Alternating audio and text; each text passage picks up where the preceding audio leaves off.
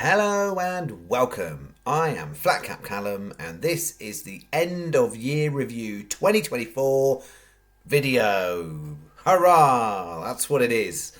No horse racing selections are here, so if you want selections, you got to get them somewhere else right now. This is just the end of year review video, so this is for the the die-hard fans of the Flatcap Callum channel, the Flat Cappers of that was the name that they given to them by themselves. This is for hardcore flat cappers, I believe. I've got basically going to do a bunch of go through a lot of stuff, mainly some stats, and talk you through kind of where we got to at the end of 2024, what the plan is for 2025. Also got a little announcement around the next channel meetup. So we've done 2 channel meetups. The last one was January 2024 in Dundalk. There will be one in 2025 in February. I will get to that one. I'll be going, but I'll get to that in the section of the thing. So as far as a review video goes, I've got loads of stuff written down because lots of it's complicated numbers and stuff. And then I'll kind of go through it, including all of the review of the tips of the league as well. So I'm going to go through all that.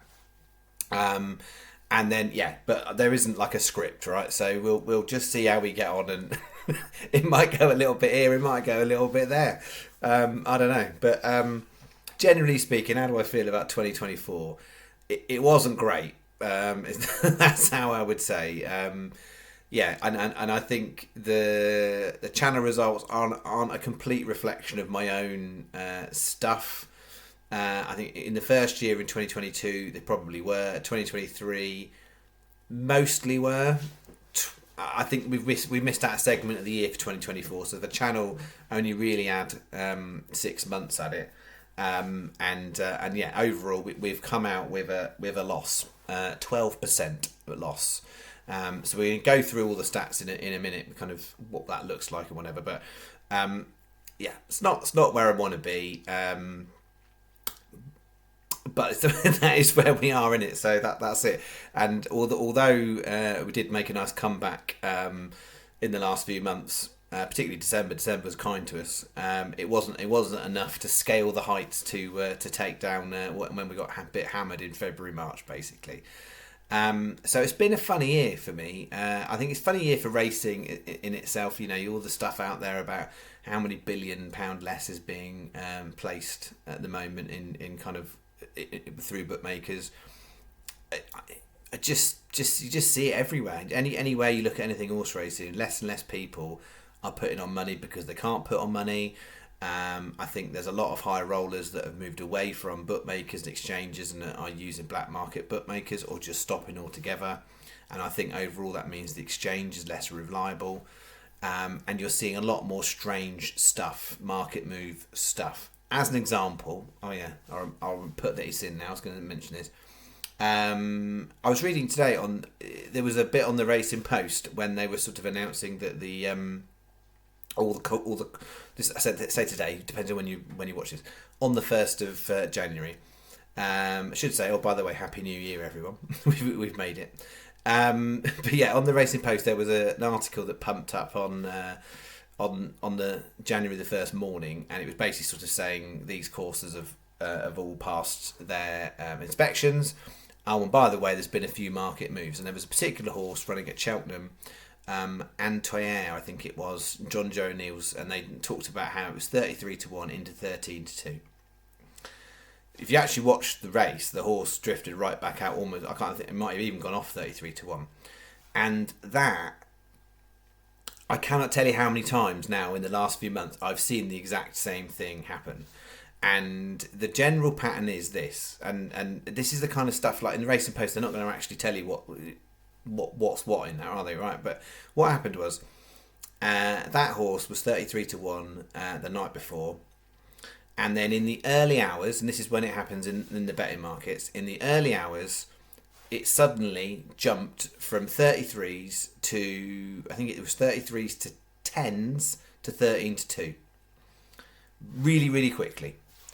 And you can go, oh, that must be someone's put a load of money on that. I absolutely do not think loads of money went on that horse at that time of night. I absolutely don't. And I've seen this same pattern play out, and it's been playing out. It's in handicaps. It's in reasonably high profile meetings. It's horses that are big price, so 33, 50, 66, that sort of price bracket. But they're not tiny little meetings.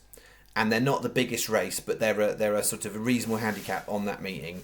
And all of the horses I've seen it happen to are all horses that have got some level of back form. So I'm thinking that some money is going on there.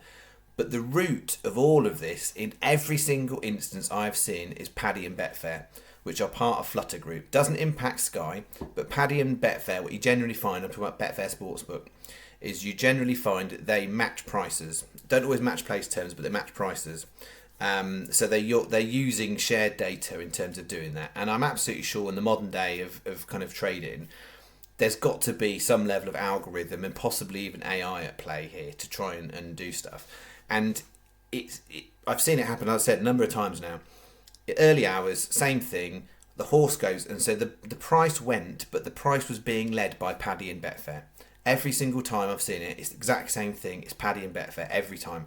Paddy and Betfair, early hours, the price goes, and I'd say goes, like it's nuts to go from 33 to 13 to 2 in the middle of the night. No one's putting loads of money on that. That is basically some automated glitch that is driving the price down. And then what happens is all of the other bookmakers then have to do some level of reaction to that. Well, they don't have to, but they do. They don't go down to the exact same price, and that happens much more gradually. But then through sort of, there's always like a flurry, and then in the morning, people are like, oh, something happened, and then it's like, is there actually people jumping onto this stuff? And it generally goes a bit shorter. And the Paddy Betfair market literally went 33s, I think it was 10s, 13s, 2, and then stuck like that. And then as soon as you get past a certain point, like 9, 10 o'clock in the morning, it just gradually goes back up again to 33 to 1. There's stuff like that, right? That should not happen. And that stuff like that is influenced the market. That got to the Racing Post today to say there was some sort of move on that horse. There was not a move on the horse. As soon as I read it, I was like, I know exactly what that is because I've seen it happen too many times now. So there's some dodgy, weird stuff going on with algorithms, and I'm sure that AI is playing a part in here. That there's some sort of trigger in there that drives this price to suddenly like collapse. And then everybody else sort of feels like they've got to react to it. And then there'll be other people, lazy punters. There's quite a lot of lazy punters influencing the market, particularly on the exchange, who will be paying money for software and this, that, and the other. That basically sort of says, "Oh, when a price starts going, I'm gonna follow it in because I think there's something going on there." And so you've got all this artificial money knocking that horse. The horse ran no sort of race. I didn't fancy the horse to run a decent race. I did, and it didn't.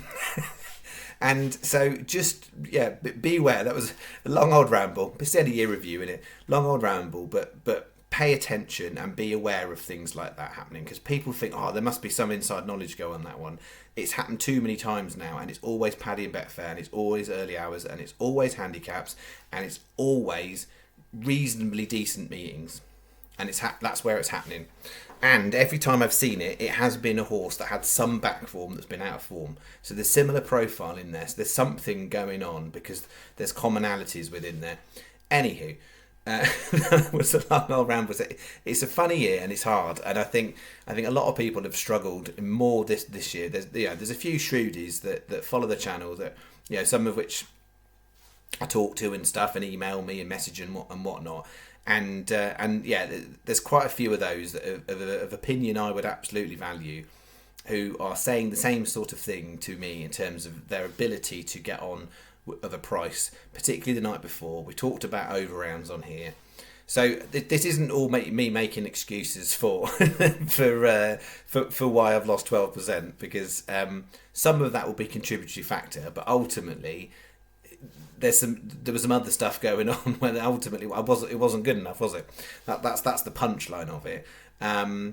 But yeah, the markets have been strange, and I think the exchange markets are less reliable than they've been in a long time. And I think people who are using systems that rely on the accuracy of the exchange market will get caught out. I think that the prices of bigger prices, the favourites generally are in line, and then it's the bigger the price, the more point value you're eroding in there, and that therefore does absolutely impact what I'm doing. I do think I've hit some bad variance spots in there, and I can't, to be honest, explain to you what happened in February, March, where the jump selections I had just went so terribly. When the all-weather was all right, but the jumps went so bad, and the all-weather, back end of the year before and the beginning of 2024 was all right, but the jumps fell off a cliff, and then I came back, and I know I had a decent flat season, wasn't much on the channel.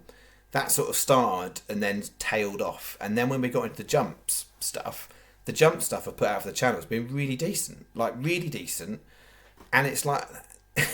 February, March, I couldn't do anything, and then suddenly it's now looking really decent. And the all-weather, that's flipped. Whereas I'd always say to you that, the history of me doing betting, generally find October, November, December is really good for me for the all-weather. And I've done so bad on the all-weather.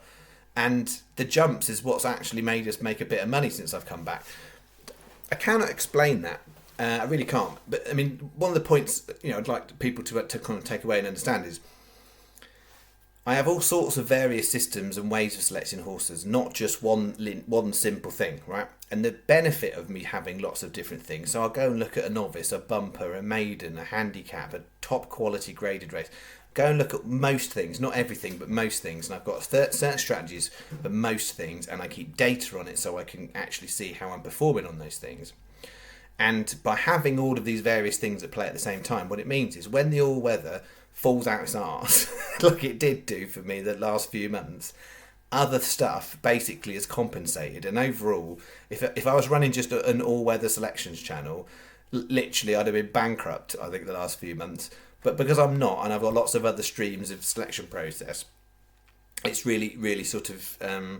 It's if it wasn't for me telling you and people paying attention, you wouldn't actually know how bad the all-weather's been, and also how good the jumps has been, and that we'll get into some of those stats.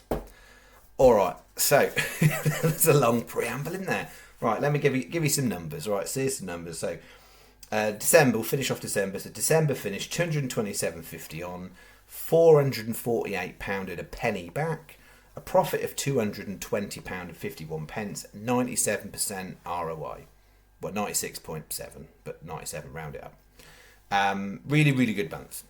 So that was really, really good month. I think I say to you about 7th best month out of 30 months on the channel. So really good month, not even in top 5 months, but really, really good. I think because we're staking less money as well, the actual ROI on that's really, really good. So we've had 6 more months where we've gained greater returns, but ROI wise, that's really, really good. So what it meant for the channel for 2024, we wagered £2,046.50, a return of £1,792.32, a loss of £254.18. That is minus 12.42%. As a footnote on that, since I've returned, it's been a profit of 183. So this is at the end of September. A profit of 183, which is 20%. So done well since I come back, but could not make up the deficit of February, March. Had I done stuff all of the year, I'd be confident that we'd be, coming out of the year, channel wise, probably a tiny bit ahead. So losing 254 is not good at all. But the context here is year 1 to 2022, and we did have favourable statistics at this point, so we were always going to have a better margin. But 6,124, so it was a big year first year. That was a profit of 2,200, 36% in year 1. That was 2022. 2023, we were £2 short of 5,000. Profit of 836, which was 17%. So then, actually, what we've done in 2024 is we've staked less than half what we did in 2023. So you put the whole thing together. Since I started the channel, in the channel's name, I've wagered £13,169.70, got back £15,967.64, Profit of £2,797.54. ROI 21.25%. So that's across 3 years, technically 2.5, but 3 years, 3 calendar years. But I wasn't doing proper videos for 6 months of that. So stat wise, that looks good. And also, since I've changed, when I changed up what I was doing in terms of recording stats, it's profitable since that point as well. So that was sort of September 2023. So from that point, if you just went from there and include all of 2024, you'd be in profit from that point. But since the channel started, and we've got this bumper first year that sort of really artificially increases the stats in there, but also we turned over £6,000 and £5,000 last year, whereas only £2,000 this year. So overall, history of channel is good. I didn't want to end on a year on a negative. That being said, I've never promised making a profit. I make money myself. Trying to convert that, and you know, I've said this a few times, and some will get this and some won't get this. Trying to convert that onto a channel where you're putting out a video at a fixed time, at a fixed point where markets are doing what they're doing, basically putting out the best bet I can at that point. That isn't the entirety of how I would bet. I bet things at different points at different days, before races, different types of bets, all this sort of stuff. So trying to get something out there at that point, and this is the same challenge that, you know, anyone who puts horse tips out there is you know, people who put them out 3 days before the race, and then you know 20 to 1, and then it goes off at 10 to 1. They're getting a fixed price, but sometimes you can put a horse out at 10s and it might be 40 to 1, and you're losing out if it goes and wins. So doing anything like that at a fixed point, you know, it's there. But I believe my stats are. I think they're good. I think the way that I record them is very, very fair. The vast majority of people don't even record their stats, let alone to the level that I will give them out from a transparency point of view. And that's because it takes time. But if it takes time, but as a result of that, I have lots of really good and interesting data that informs what I do and informs my knowledge of how I'm performing. So by keeping those statistics, I mean, just a daily running profit and loss is simple enough to do. You know, I appreciate it takes more effort if you want to go and put it on a spreadsheet, but sometimes I do a lot of stuff just on using the notes app on my phone and just keep some running bits and bobs on there, so I don't have to go into a spreadsheet every single day.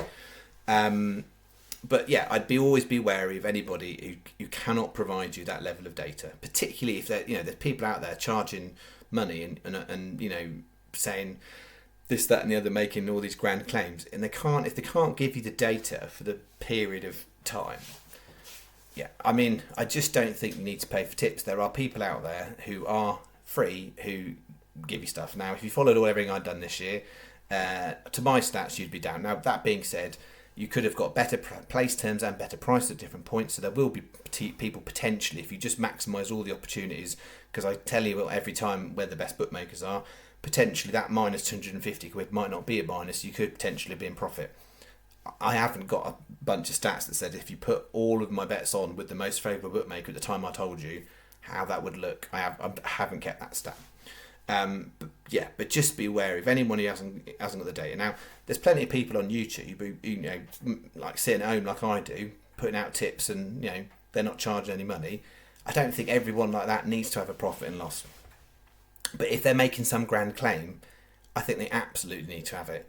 And I say, you know, we've talked about this before, not creative accountancy, not go, do you know what, this point here, if I give you the stats from that point, it makes it look the best possible it could do.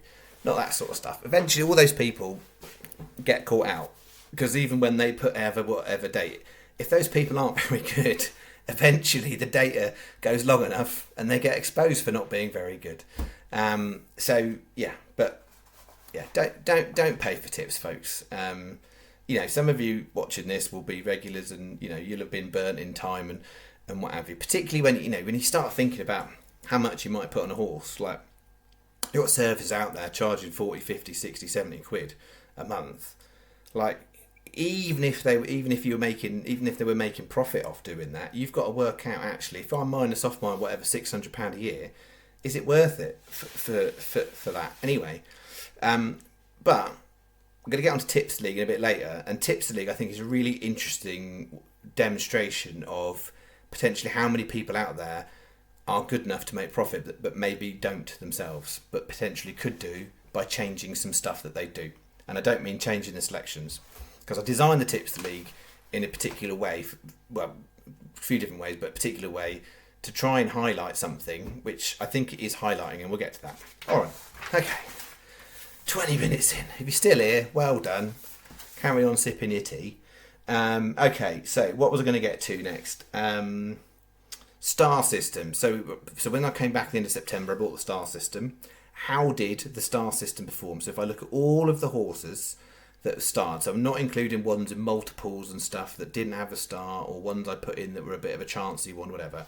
Just starred horses. There were 262 starred horses. 69 of them framed. That's 26% strike rates. That's win or place. If you roll up the frame strike rate percentage, it's quite interesting how it's worked out. 1 star works out 42 out of 159, 26% strike rate. 2 star, 18 out of 66, 27% strike rate. 3 star, 7 out of 25, only 25 selections, 28% strike rate. 4 star, only 10 selections, 2 of them framed, that only made it was 20%. And 5 star, it was 2, and they were both terrible. That was where we got to.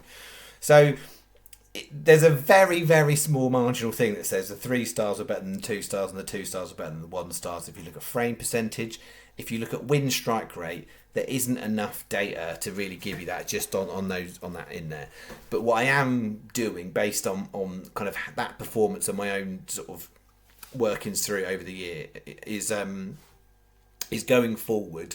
What I'm using myself, and I would use whenever I next do some tips on the channel, is I've refined the star system. It's not the criteria, but basically, whereas it was a 1, 2, 3, 4, or 5, I'm now making it a 1, 2, and 3 because there's such marginal difference between some of the data that I've got.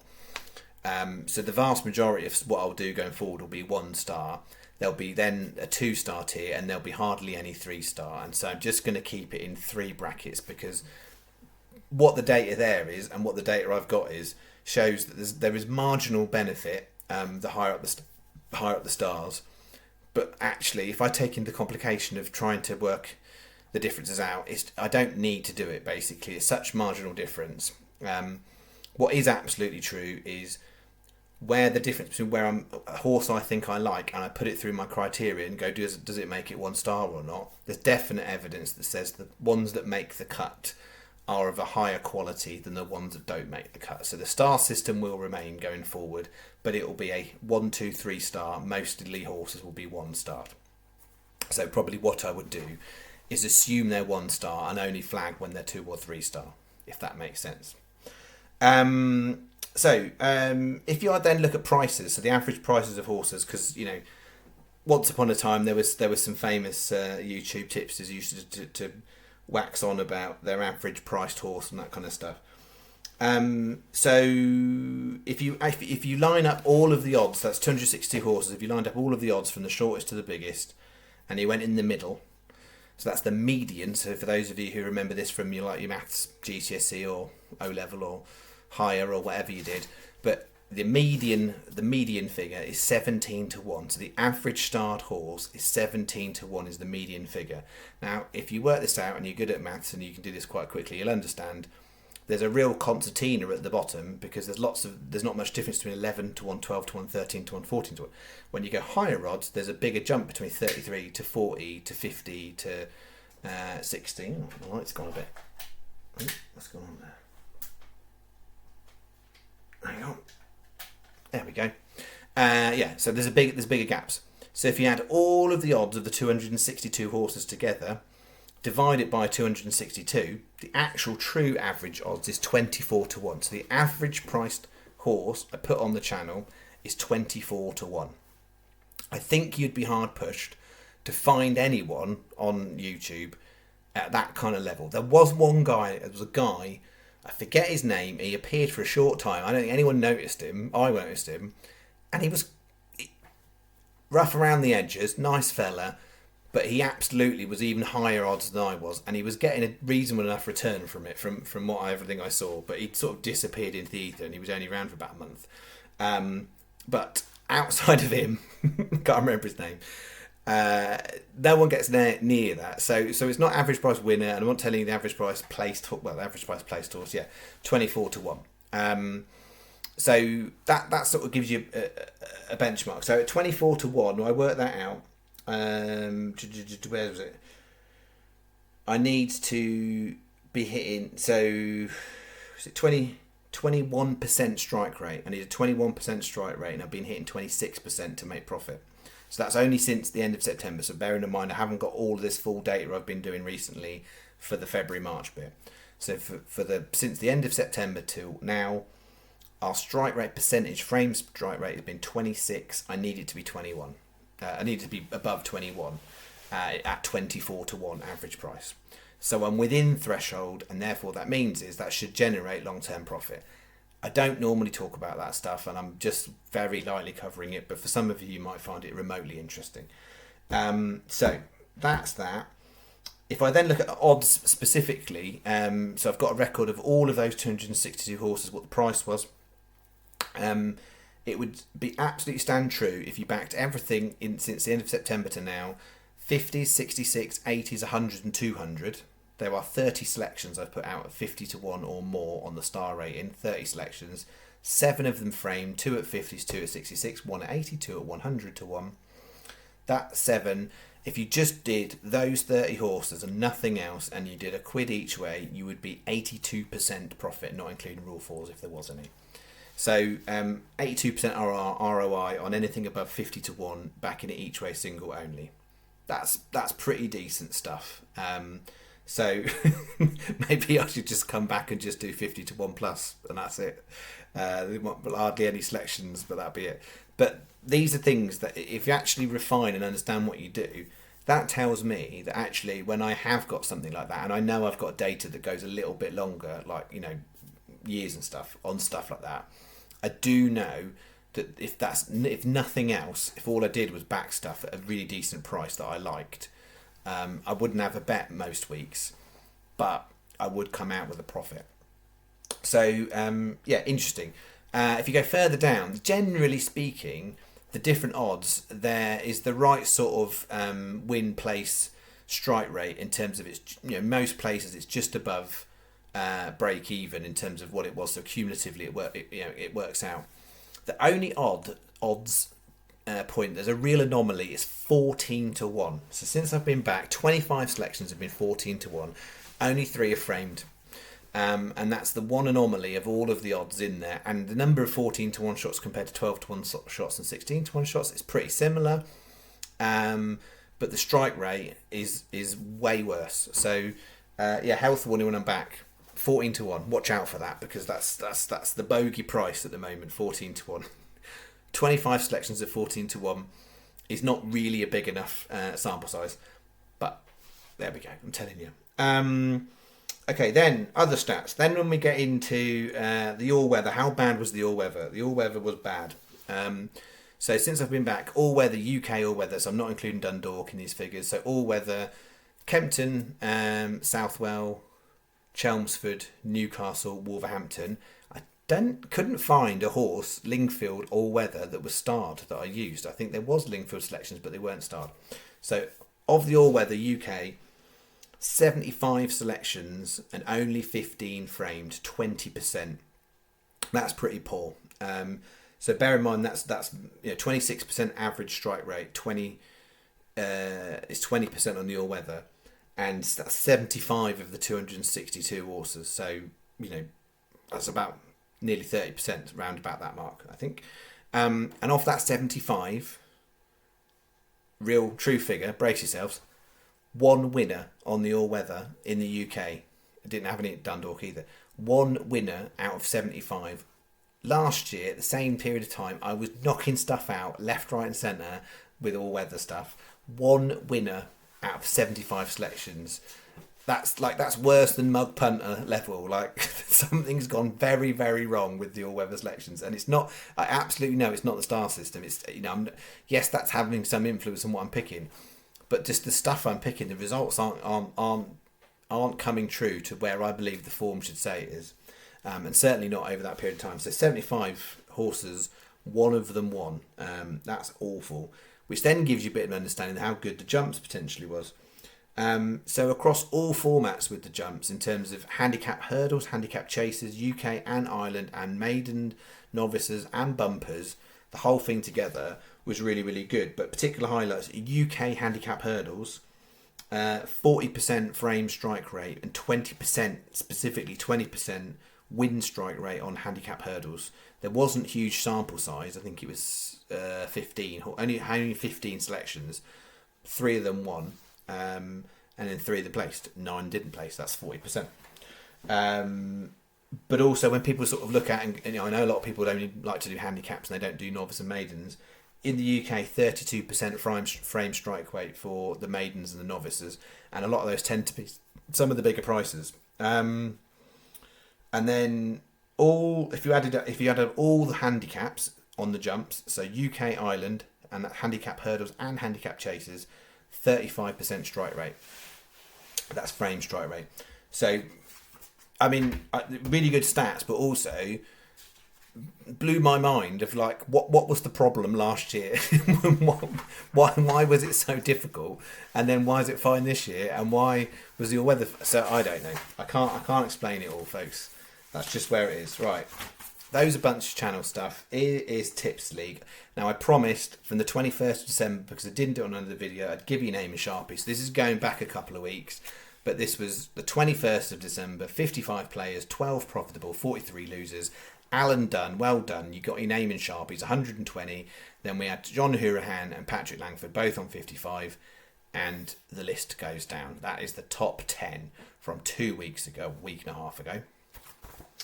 Then, the final Tipster League week, the 28th of December, miraculously, another 55 entries and 12 profitable and 43 losers, exactly identical as the week before. Paulie Witt, another zinger. Paulie's had a great end to the year in the Tipster League, £140 win. Gomez was second on 35, and then we had other people make a profit, but it was really, really small amounts in there. But you do notice Alan Dunn's got himself back in there again, albeit 380. But well done, Alan. 2 weeks in the top 10. That's where we finished with that last week of the Tipster League. So,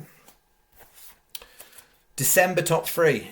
Alan Dunn, well done. Right at the end, you stole it. You are number 1 for December. Well done, Alan. There'll be nothing being sent in the post to you. Well done. Paulie Witt then was second in December by £3.80. And then Alan Yorith, who had not been having a great time of it on the Tips League, had a sabbatical, came back, and he managed to get third for December. Then specifically, since I returned from the break, so that from the end of September to the end of the year, Paulie Witt, absolutely number 1 since we returned, £348 profit. John Hurahan 188.60 and Drawman 163. So really good effort from those 3 in there. So what does that mean for the final 2024 top 10? Well, before I put it up, what I'm going to say, and I have written on here, and credit Stephen, Statman Stephen King, he's given me loads and loads of extra data of stuff I didn't have about Tipster League. He's got even more than what I'm going to go through. So Stephen, if you're watching, which you most likely are at some point, feel free if you want to put some other stuff in a comment of this video, and I will pin it to the top. So for those Tipster League fans out there, if there's some other interesting stats I don't cover, Stephen, and you want to put it in, feel free, write something in the thing, because you sent me tons and I haven't included everything, but there's some really good stuff. So what Stephen told me, because I didn't know this, 173 individual accounts, people, have taken part in the Tipster League in 2024. 55 of those have made a profit. 55 out of 173. Now, people would tell you 1% of punters make profit, but that is a lot more than 1%. 55 out of 173. Now, I would absolutely bet my money that of that 55, some of them are losing long-term punters. And I'm hoping at some point they will, penny might drop here and go, do you know what? By sticking to the quality races on a Saturday and being very specific with what I'm doing, and bear in mind there's no multiples involved in here, these are just 1, 2 or 3 selections. Actually, if that's all I did as a Saturday gig, I could actually make money, because a lot of people do that makes them losing punters is put on loads of silly extra bets and go, I'm just going to have a bit of an interest, and then their interest is 20 quid, whereas a normal day's 25, and then before they've known it, they've just spent loads more money than they were intending to. So, what a lot of people should do is cut out the silly bets. I appreciate when people go, "Oh, just want to have a bit of an interest." I get that. I get the mentality of it, but do it for pence. If whatever your normal stake on the decent stuff, make whatever your interest bet is absolutely fractional, because this is showing me there is a lot more profitable people following this channel, and you could assume people follow this channel because they want to, maybe some people are doing this because they want to show how good they are, but there's lots of regulars on here that I know are long-term followers of the channel who follow the channel bets, but actually in their own right they've proved they can make a profit. So there we go. Des Gibbons, I think we all knew the outcome here, but £403.65 across 25 weeks. So we've played for 25 weeks. He's come out with £403.65. So work that out. It's £250 bet, and he is basically returned a profit of £403.65. Fantastic performance by Des. And as I've said before, it wasn't a one-hit wonder. It was over a number of weeks of decentness. Shosman, we know, was a bit of a one-hit wonder, but overall, that one-hit wonder has managed to secure him a silver medal, £260, only 2 points ahead of Paulie Witt because of his exciting performance at the end of the year. So Paulie Witt, well done. You've got bronze medal in the Tips League at 258. Then we've got Mike Fletcher, 236. Gomez is another one that often is in the top 10, 205.20. John Hourahan, 6th. Samar Kevin, 7th. Drawman, 8th. John P, 3500. 9th, and then Alan Dunn in the last 2 weeks has bumped himself up in there to get to 10th place. Shout out Des, Mike and John. All three of them played every single one of the 25 weeks we did the Tips League.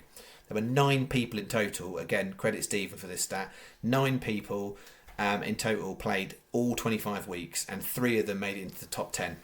So, as I've said before, there's a variety of people in there, from people who have just had 1 brilliant week and that's it, or 2 brilliant weeks and that's it, versus there are people in there that are gradually building up profit in there.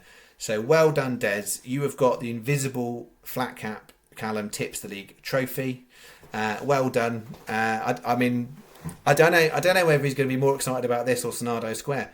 Probably this, I would think, because yeah, I just think it's very prestigious. So well done, Des. That was all the Tips League stuff I had. Other than the other thing I was going to pull out, which was great stuff that Stephen put together. He's done loads of stats around which have been the most successful trainers, jockeys and stuff during the course of the year for Tips League, but also coursers. And the stat that I thought was fascinating is, if you go for a reasonable sample size, so coursers that have had plenty of races on ITV Racing, which two are quite comfortably the least successful for our Tips the League participants from a win percentage point of view? So which 2 courses, and have a think, see if you'll guess this, which 2 courses have been the least successful that are kind of regular Saturday type courses for win strike rate? The answer is York and Doncaster. 3% win strike rate. So basically for every 100 selections made by someone in the Tips League of a horse running at York or Doncaster, 3 of them win. 3% out of all of the runners we've had. And Doncaster, I think, behind Ascot, is the second most played course in the Tips League. Ascot's been the most popular, Doncaster the second. 3% win strike rate. So listen to yourselves. If we do carry on with Tips League at some point next year, you might want to avoid Doncaster and York. That's what I'm saying. Right. What was I going to say? Channel Meetup. I was going to tell you about a Channel Meetup. If you're here for 39 minutes, you're clearly a bit of a diehard, and you might want to rock up to a Channel Meetup. Here we go. So I know, so the first year I did it at Kempton, second year at Dundalk, both evening meetings. By rights, I should be going to the north or to Scotland. Logistically, I cannot get to those places at the moment with kind of little family members and such like. So I'm sure some people will appreciate that. So I am going to do another southern-based meetup. So Southern people, great. If you're not Southern people, you can decide whether you want to go. But the last two have been on evening race meetings. This one, I'm going to go for a Saturday afternoon high profile meeting. So the next channel meetup is going to be Saturday, the 8th of February at Newbury, which is the Denman Chase Chase Betfair Hurdle. So 2 decent quality grade 2s and a really good handicap hurdle. So some good stuff to watch. I think first race is usually around about 1 o'clock type mark for that meeting. Saturday the 8th at Newbury. So what I'm saying to you is what I've said before. I'm going to go there. I think you've got about a week if you want to get the early bird ticket price. I will be going to the racing on that day, and I will probably pop up. I'll probably put something in the comment a bit nearer the time. I might do a video nearer the time.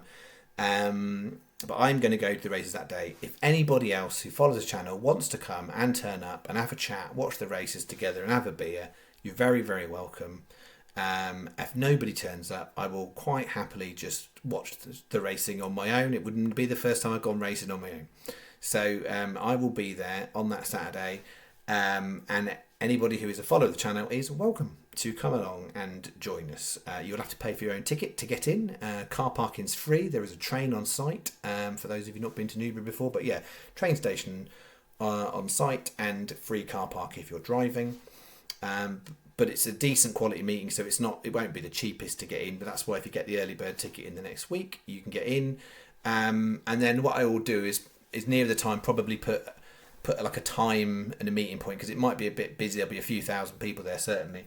I'll put like a time and a meeting point of where we, anyone who wants to meet. Otherwise, I found this last time when I went to Dundalk. I was like, it's not the smallest place in the world. There's probably people here roaming around that may have come to say hello, and I don't know who they are. But please remember, if you do come, if I've met you before because you came to Kempton or you came to Dundalk, then I'll know who you are. But if I haven't met you before, you'll know who I am. I won't know who you are. So you'll need to tell me who you are. Normally what happens is this weird, awkward eye contact thing where I'm like, I think that's someone who's looking in my direction, but I have no idea who you are. So I don't know, because all I know is people's handles on YouTube. So you would need to explain and say who you are. So for anyone who's interested to come, I might be on my Todd. I might have a few people. Last couple of times, I think we got up to something like 10 people each time.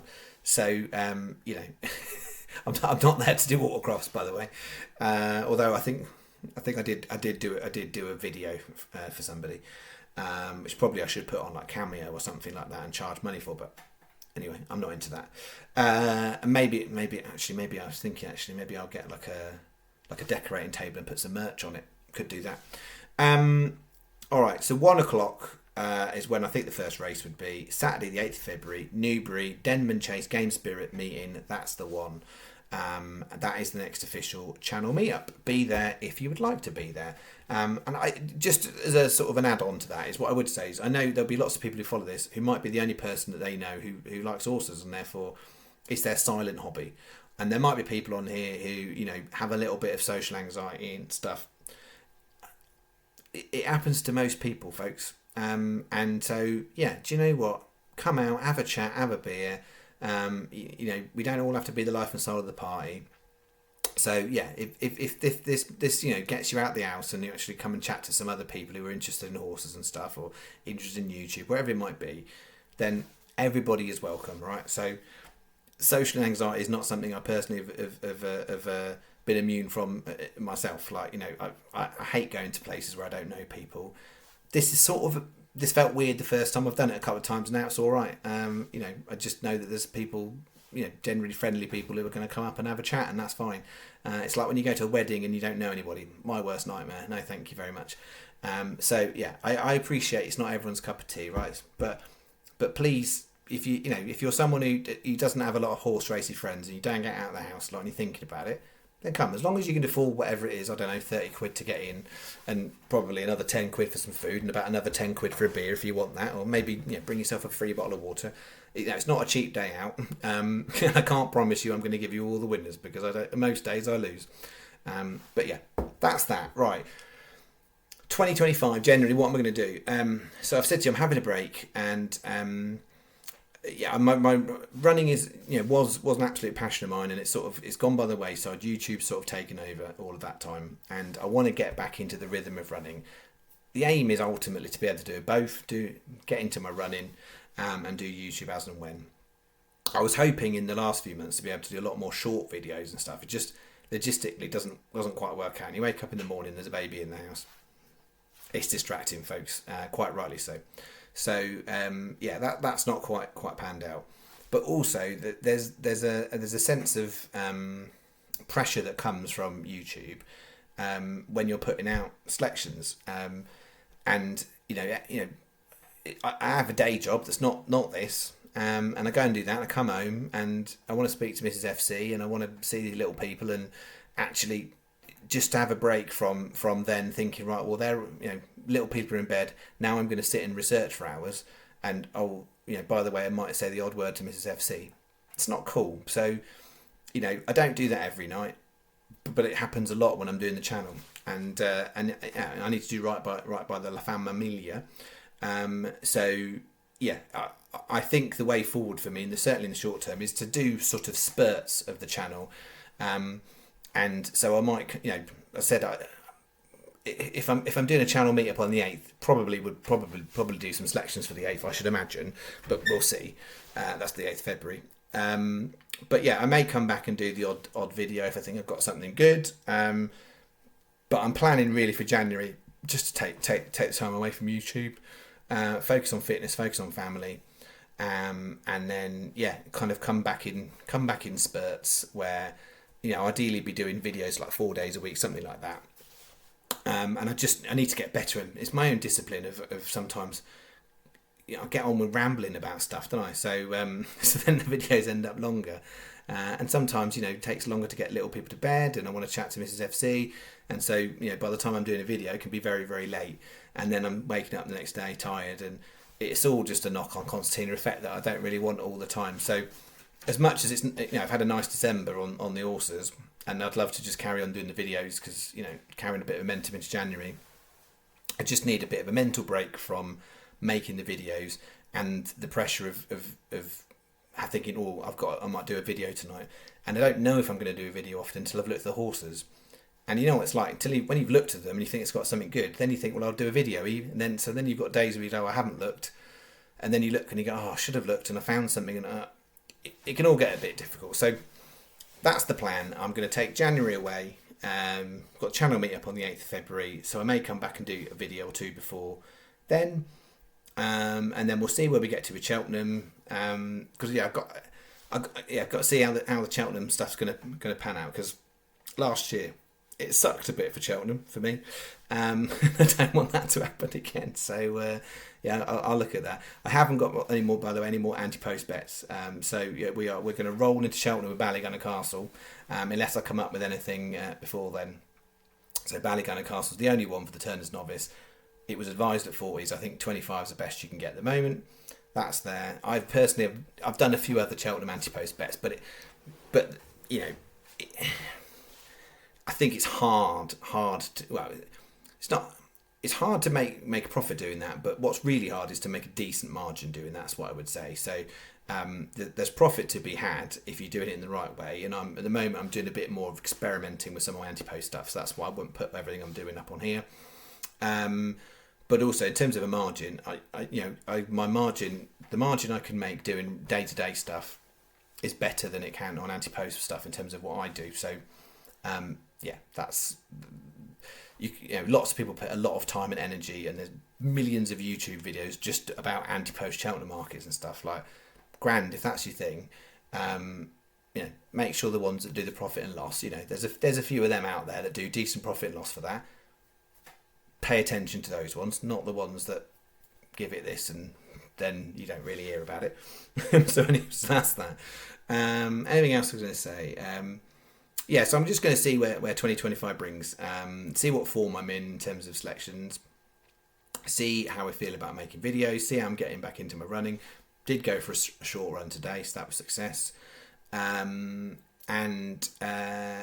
yeah, and yeah, so it's sort of I'm being deliberately a little bit ambiguous because I don't really know. I've got to see how I feel, see how things are going with running, see how things are going with family and stuff, and kind of make some decisions further down the line. But generally speaking, January, February is when crappy weather comes in. You get more non-runners, you get more heavy going, more abandonments and stuff, and so there'll be days where I'm sure I'll probably do all right, and it won't be on the channel. I'll be like, oh, I wish I'd done a video today. There'll always be days like that, but there'll probably be a bunch of other days where I'm like, it's a good job I'm not doing the channel at the moment because it wouldn't be much fun this week. There'll be weeks like that. So, yeah, I will come back, and I'm not going to be gone as long as last time, and I haven't got a surprise. I'm going to come back in a month and go, here's another baby. That is not on the current agenda. So just to be clear on that one, I haven't got the time. Yeah, I think that was what I was going to say. So I thank you very much for all of the support over the course of 2024, and I know there's sort of been long-term followers and there's been some newer ones in there as well. And I love the little bit of I think most people don't really get it, but the little game that is, who can be the fastest person to comment. If you haven't been aware of this is a game that sort of just happened over time now. So there is a competition between a whole bunch of people that can they be the first to reply on make a comment, and the first person I'll give them a gold medal, little emoji, and second silver and bronze. Little competition on there. At some point I might actually have a look through 2024 and do a bit of a tot up and actually give you, if there's an actual league table on that. I mean, it will benefit about 20 people, but just for a bit of funsies, if I've got time I might have a little look at that. But anyone else can feel free to go and do it for me and try and work it out. But there's a nice little bunch of people that try and play the game. I keep saying it, I've said it a lot and I'll continue to say it. My experience of doing this stuff is the vast majority of people out there, despite what you see in the world and all the angriness, there's just a lot of decent folk out there, and there's a lot of folk that got a lot of problems and challenges in life. And do you know what? Horse racing is an escapism, and I know there's stuff about problem gamblers, and there's probably people watch this who probably shouldn't be betting, and they should just keep their money for more important stuff. But there is a lot of people, and I would say the majority of people watch this, who it's their main hobby and it's their main interest. It's a bit of escapism. They get an enjoyment, and whether they win £5 or lose £5, they don't really mind. That's my dad. That's my dad. He's never been a really profitable gambler. For this year, this is the first year I'm going to keep a profit and loss for him. By the way, I've told him I'm going to. So I put most of his bets on for him because he doesn't do online betting. Yeah, it's always been his interest ever since I've been alive and I've been aware of life. When I was a kid, I used to stand outside the betting shop door, and he went, go in and put his bet on and come back out 5 minutes later. I've experienced that, but that's his interest and his hobby, and that applies to so many people in here. And people are just nice folk, right? There are absolutely a few arseholes out there in the world, or people who are hell bent on trying to play some silly game or whatever. But most people aren't, and most people are decent folk. And my channel's not for everyone. People don't want to play high prices. There'll be tons of naysayers. There has been, and there'll be tons more. And it takes a couple of weeks of bad results, and people will be like, "What are you doing? This is terrible." If you've been here since the beginning, it's you know the game, and that's the way I play the game. It's the way I believe the game should be played to best effect. Just because a lot of people in the press and the public eye don't tell you to back big prices and put them in multiples, doesn't mean it's a terrible thing. And just because in 2024 for the calendar year I have not made a profit doesn't mean it's a terrible thing. But it's the way I think, and it makes it more fun. It's way more fun backing a 50 to 1 shot and it coming third than backing an even money horse and it coming second. That's the way I believe anyway. So yeah, I don't even know what I'm saying other than thank you very much, folks, and appreciate everybody who comments. And I haven't had as much time recently to reply to some of the comments, and I sort of feel a bit bad about that, because there's some really good comments, and I'm just, oh yeah, that was from 2 days ago. Where was that video? And when I first started, I had more time and I could reply to everything. So I do really appreciate all the people who take time to comment, and who like the videos. I don't ask for it; people do it. And if you want to keep the latest updates, subscribe. The subscriber count just keeps going up. It's fantastic. Like, I don't push stuff like that, and There's things I could do with algorithm stuff on YouTube. I'm sure that would drive it even more. I'm just not that fussed. It's never been about being the biggest, never been about the best. It's just about showing a different way to people, trying to help people learn some stuff, having a bit of fun. And then the bonus that's come along that was never expected and never planned was actually to build some sort of community of people. And that's what's happened, which I will be forever grateful for and humbled by. And, I don't know how long I'll carry on doing YouTube for, but I will always fondly remember, like, whenever I stop, whenever that might be, to look back and go, oh yeah, do you remember that day that I thought, I'd make some YouTube videos, and then suddenly realised I was a YouTuber, and who knows? Anywho, that's me. I'm going to finish up there, folks. You have a lovely start to 2025. I will be back when I'm back. 8th of February, Saturday the 8th of February is the next channel meetup. So there'll be some sort of communication from me before then. And just, in the absence of me, just try and find other decent folk. Or do you know what? As the tips Lee showed you, just take a couple of horses on a Saturday that you really like and just put more money on those ones and less on some of the other stuff. And you might do a little bit, you might do all right. All right. Thank you very much. This is me signing off for 2024. Although this is technically made in 2025. I'll see you in the next video.